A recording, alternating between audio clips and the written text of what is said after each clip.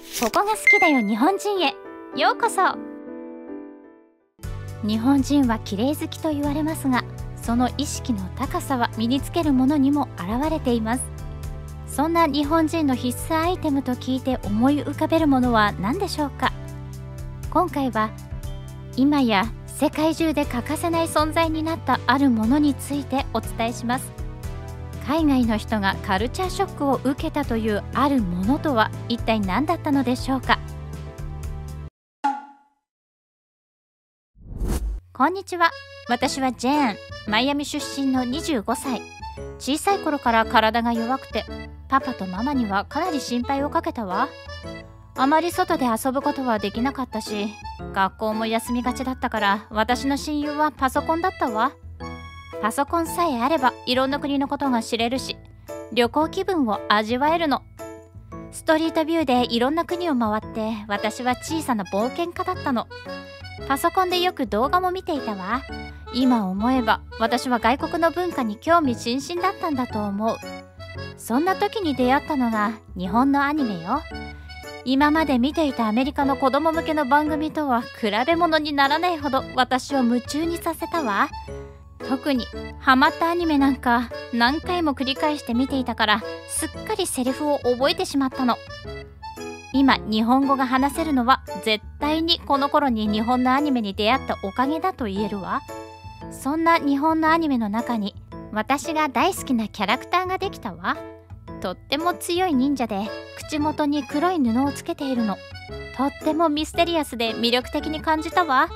ちょっとおかしな話かもしれないけど、私の初恋はそのキャラクターなの。アニメの中に出てくる日本の風景にもとっても憧れたわ。建物や洋服の柄、食べ物までとっても可愛いの。それから私は日本の文化の虜になってしまったわ。和柄の布を集めてきては忍者の洋服を見よう見まねで作ってみたり、うまくいかない時はおばあちゃんに泣きついて作ってもらおうとしたりしたの。自分もアニメの中の初恋の彼みたいな服装がしてみたかったのよ。我ながらけなげな少女だったと思うわ。入院もたくさんしたから友達とはあまり遊べなかったけど、私は一度も寂しいと思ったことがなかったの。きっとアニメに出会ったおかげね。そんな私の青春時代を支えてくれた日本の文化は私の人生そのものね。だから私は大人になったら絶対に日本に行くって決めたの。高校を卒業してからの私は体もだいぶ強くなって一人で旅行に行けるほどになったわ。大学への進学が決まっていたけど、入学まで期間があったから入学前に一度日本に行ってみたいってパパとママに必死でお願いしたわ。今までそんなわがままを言ったことがなかったから、パパとママは心配しながらも快く送り出してくれたの。しかもたくさんのお小遣いとともにね。最高の両親だと思わない？念願の日本への旅っていうのもあったし、一人でこんな長旅をするのも初めてだったから、気持ちが高ぶりすぎてフライト中はあまり眠れなかったわ。日本に到着してまず驚いたのは、私の初恋のあのキャラクターの真似をしている人が多すぎじゃないってことだったわ。彼は口元に黒い布をつけてるんだけど、日本人も同じような白い布をつけていたわ。男の人も女の人も道ですれ違う人の半分くらいはつけていたんじゃないかしら。私は日本って最高な国だと思ったわ。なぜならどんなにフォーマルな格好をしていても口元だけはみんなコスプレをしているように見えたの。それにしても彼の人気は凄まじいわね。嬉しすぎてニヤニヤしながらホテルにチェックインして次の日に備えたわ。次の日私が向かったのは忍者の村よ。京都にあるんだけど、今でも映画の撮影で使われているほど忠実に昔の日本の風景が再現されている場所なの。そこは私が思い描いていた通りの場所だったわ。建物すべてがアニメから出てきたようだったし、忍者にも会えたの。私はたくさん写真を撮ってすぐにパパとママに送ったわ。忍者に会えたってね。大満足でホテルに帰る途中にふと思いついたのは、日本に到着してすぐに目についた口元につけるあの白い布のことだったわ。その日もたくさんの日本人がそれをつけているのを目撃していたの。だから私はホテルのフロントマンにあの白い布はどこに行ったら買えるのかを聞いたの。そしたらなんとホテルの売店にも売ってるって言うじゃないの。私はすぐに買いに行ったわ。私もその布を身につけて彼に近づきたいと思ったの。彼は日本でどれだけ人気なのよって思いながらパッケージにも期待が膨らんだわ。きっと彼がモデルになっているはずだから大きく載っていると思ったの。でも手に取ったその布のパッケージはとても実用的で、どちらかというと衛生的な感じがしたわ。布の名前はマスクっていうらしいの。もっと日本的な名前だと思っていたから少し残念な気がしたわ。パッケージの裏側に英語で説明が書いてあったから端から端まで読んだわ。それによるとマスクっていうのはコスプレ用じゃなくて風邪の予防や喉の乾燥を防ぐためにつけるんですって。とっても衝撃的だったわ。日本人ってそんなにウイルスに対して敏感なのって。あんなに入退院を繰り返していた私ですら日常的にマスクなんてしたことがなかったのよ。日本人ってとっても用心深い国民性だと思ったわ。私は見よう見まねでそのマスクをつけてみたわ。用途は違うのかもしれないけど彼と同じような格好に手軽になれるなんてちょっと嬉しかったの。肝心のマスクをつけてみた感想は息苦しいというのが正直なところね。とにかく呼吸がしづらくて、こんなものを一日中つけていられる日本人はやっぱり忍者の末裔だと思ったわ。でもなんだかとっても安心感があったのよ。守られている感じがして 2,3 時間するとすっかり慣れてしまったわ。それに喉が全然乾燥しないの。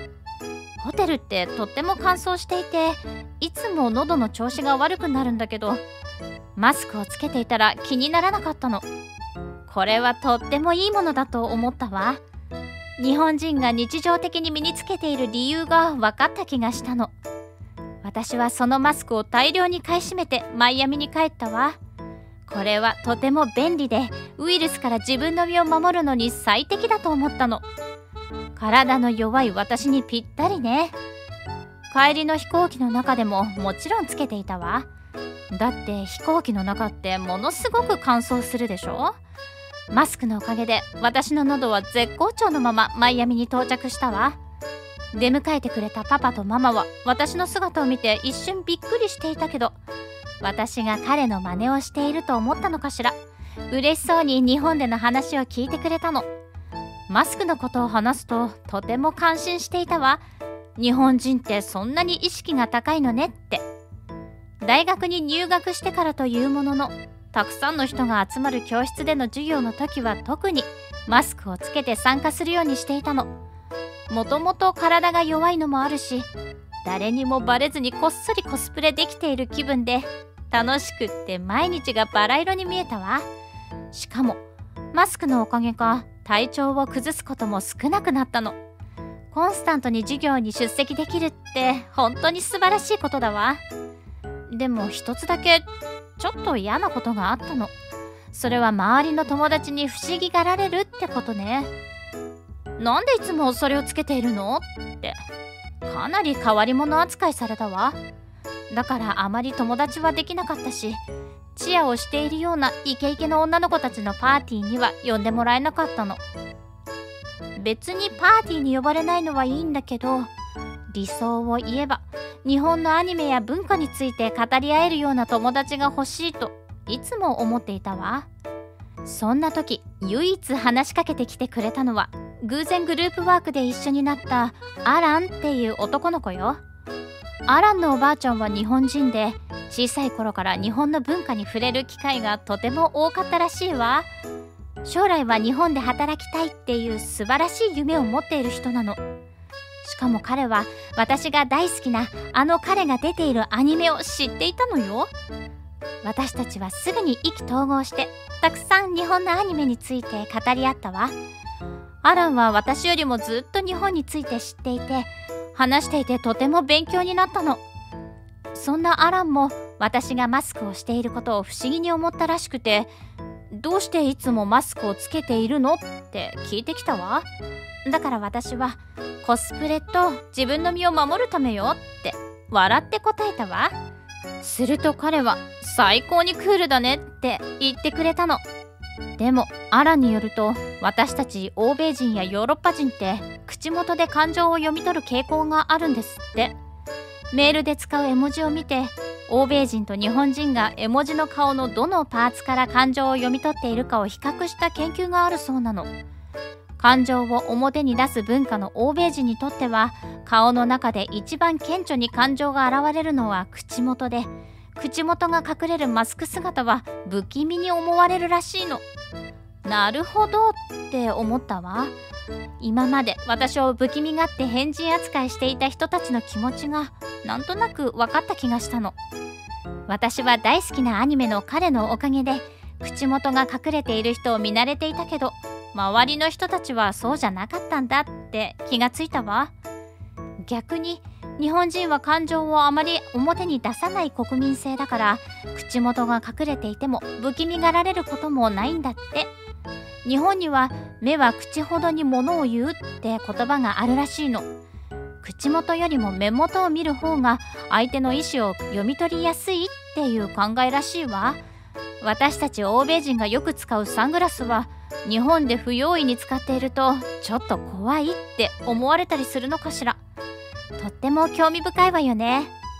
私はアランと一緒にそういう文化の違いを研究できる研究室に入って、卒業までの間たくさんの研究をしたわ。そして今やアランは私の彼になったの。なんだか少女漫画みたいな展開でしょ。アランは黒い布を口元につけた忍者でもないけど、私にとってかけがえのない存在だわ。今では世界中でマスクは欠かせない存在になってしまったわ。私はもちろん、アランも私のおかげでマスクをつけた生活に慣れているからすんなりと受け入れられたけど、周りの人たちは最初の頃は戸惑っていたわね。それでも昔から日本人に愛用されているマスクは私たちをウイルスから守る重要な役割をしていることが世界的に証明されたみたいで、なんだか少し嬉しい気がしたわ。日本人の意識の高さは世界で一番だと思ったわ。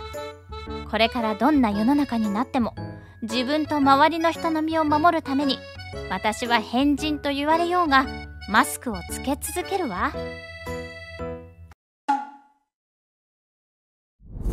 今や日常生活に欠かせなくなったマスクの日本での歴史は明治初期頃だったと言われています。